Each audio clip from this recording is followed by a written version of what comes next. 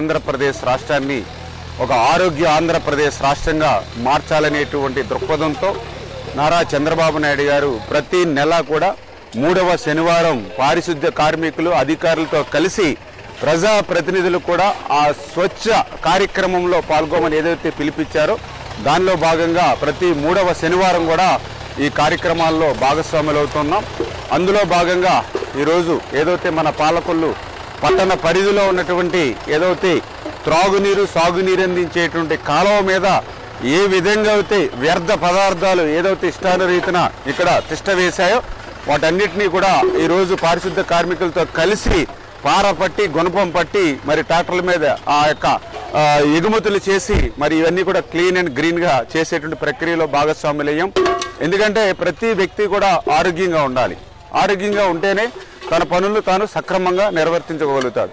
ఆరోగ్యంగా ఉండాలి అని అంటే తన ఇల్లును ఎంత పరిశుభ్రంగా ఉంచుకుంటాడో పరిసరాలు కూడా అంతే పరిశుభ్రంగా ఉన్నప్పుడే ఆరోగ్యం బాగుంటుంది.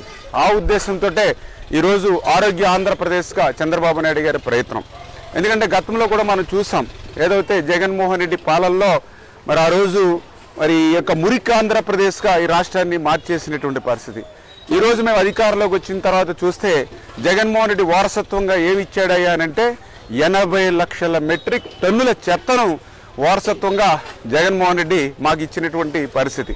మరి అటువంటి పరిస్థితి నుంచి మళ్ళీ ఆ చెత్తనంతా కూడా తొలగించి మళ్ళీ ఒక సంపద కేంద్రాలు అంటే చెత్త నుండి కూడా సంపద సృష్టించేలా మళ్ళీ ఈరోజు చంద్రబాబు నాయుడు గారు మరి ఈవేళ ప్రయత్నం చేస్తున్నటువంటి పరిస్థితి.